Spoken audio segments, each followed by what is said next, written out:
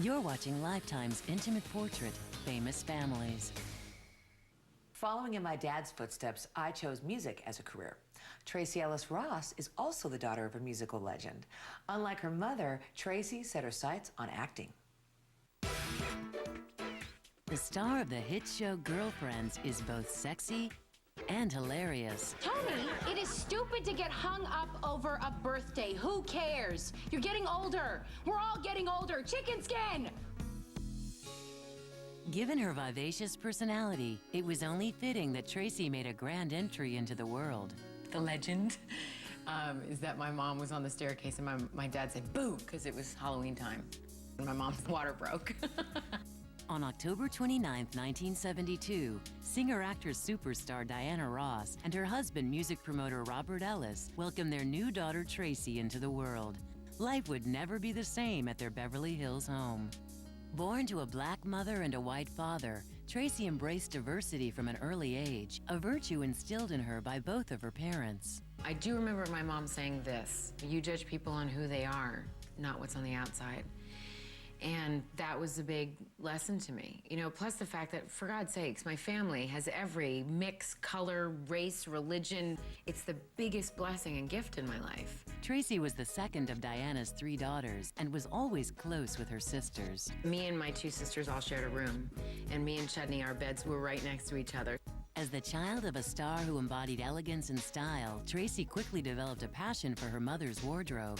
One of my favorite things to do when I was young was go with my mom to work, to either the fittings or to sit in her dressing room while she got dressed and watch her do her makeup and hide in the quick change booth while she changed. Tracee's always been the clothes person. She's always been into fashion and always sneaking up into my mom's closet, trying on all the clothes. In 1977, when Tracee was 5, her parents divorced after 6 years of marriage. The split was so amicable that Tracee and her sisters barely remember it. It obviously wasn't traumatic. My mom is pretty extraordinary with that kind of thing. Now a single mother, Diana moved the girls to New York in 1979. Though she was one of the biggest recording artists in the world, she made sure Tracee and her sisters had a normal home life. Mostly while we were in school, she didn't travel and tour while we were in school. She stayed home and made sure that we had a great family structure and always had dinner together. Some of the earliest, most wonderful memories that all of us kind of remember is that my mom is the best waker-upper in the world. She would turn the radio on, like a lovely station, and she would usually lean in the doorframe and go, "Are you gonna wake up, girls?" in that very mommy voice. It seemed like a normal family, just with, a little extra superstarness. But outside the Ross home, it was anything but normal. The girls could never forget that their mom was a legend. She couldn't walk a block without getting recognized. There would be people like banging on the limousine. Like it was like crazy, like Beatles stuff. There was times that it was scary. Despite her mom's celebrity, Tracee didn't shy away from the spotlight. In 1988, while still in high school, 16-year-old Tracee signed with the Wilhelmina Agency and began modeling. Part of that had to do with me wanting to sort of prove that I was pretty to me. And, that's very short-lived because it's not something that's important to me, and it didn't work for me. Mostly because I had too much to say, and the photographers were so busy going like, okay, can you stop talking and try and look sexy? Thanks. Tracee took to the stage in high school, where her early attempts at singing were anything but spectacular. So I did the Pirates of Penzance. I was in the chorus, and I did not sing the words. I went like this. And I started off key. And by the time I got to the second line, my voice cracked. After graduation, Tracee enrolled at Brown, where she studied theater. Her famous mom hoped she'd move away from the stage and study law or medicine. She was like, "Don't you want to be a doctor or a lawyer?" I'm like, from all the mothers in the world, don't you think you would get it? I think she got it. It was always, is that what makes you happy? Is that what you want to do? Go for it. But when I got to college, I decided to just take a chance and I took an acting class. And that was when it started for me. That was when I got the bug. A year and a half later, Tracee auditioned to host a New York-based Lifetime television pilot called The Dish. So what's it like to do a love scene in front of a studio crew? Not to mention a few million people watching at home wearing only a couple of these. I investigated this one myself. After doing 18 episodes of The Dish, Tracee decided that if she were going to be a serious actress, she would have to head west. She really wanted to make it work here because her family's here, and then realized that, you know, much like the fashion industry is in New York, you know, acting, you have to go to LA. Coming up next, a homemade videotape changes Tracee's life.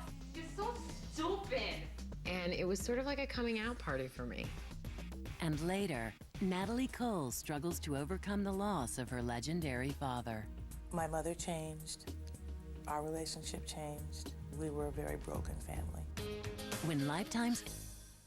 In Hollywood, there's only so far your last name or your parents' fame can take you. And when it comes down to it, it's all about one thing: talent. In the late 90s, Tracee Ellis Ross set out to prove that she was more than just Diana Ross's daughter.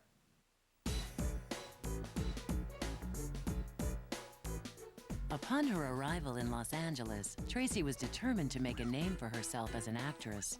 She landed an agent, but little else was happening. I just kind of was like asking people to help me. What should I do? Where should I go? And I was kind of, you know, a struggling actress in LA trying to make it work. I think Tracee is always very optimistic, or tries to find the light side of any dark situation.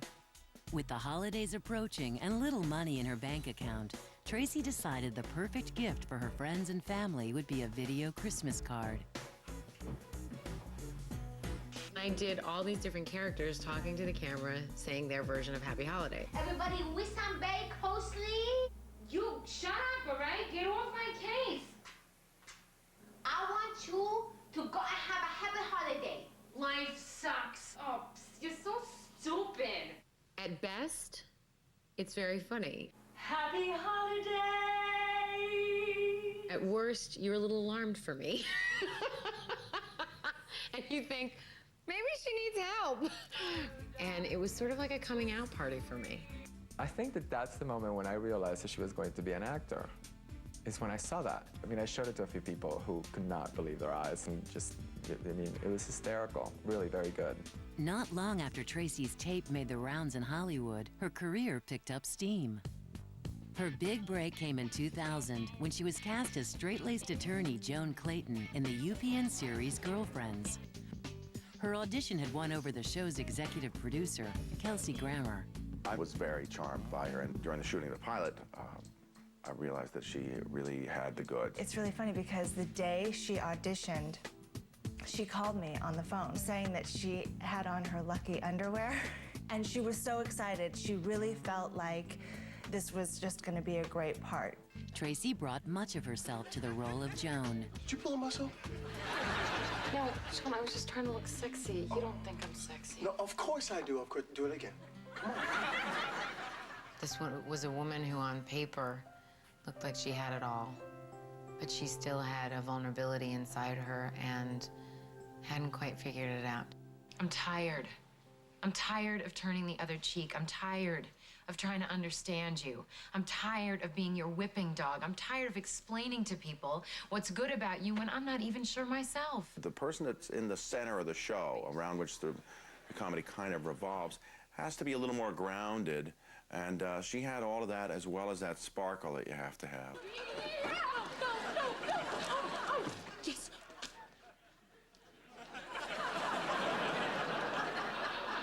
Oh my God. You are 32! You have been lying about your age since 4th grade?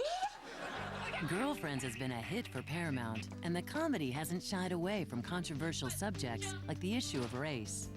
I thought it was very adventurous, courageous of our writers to tackle such a large issue as being a mixed person, mixed child, interracial child. It's a sensitive issue for me because I think that a lot of people misunderstand it. I don't think that the color of your skin defines who you are. With her role on Girlfriends, Tracee has earned fame in her own right, separate from the identity of her famous mom. Tracee just has such a gift to make you cry and to make you laugh and to make you feel. And it's so wonderful to watch her grow as an actress. Despite Tracee's success and the fact that she grew up the daughter of a pop superstar, she's managed to keep her legacy in perspective. You know, I'm just a kid with a mom who has a specific bag of experiences that go along with Diana Ross being my mom. But other than that, I've got the same struggles and fears and joys and all that that anyone goes through growing up and trying to figure out who they are. Now in her 30s, Tracee continues her journey. But she's not alone. She knows her family will always be there for her, no matter what. I could not go through life without them. They're it for me. With Tracee's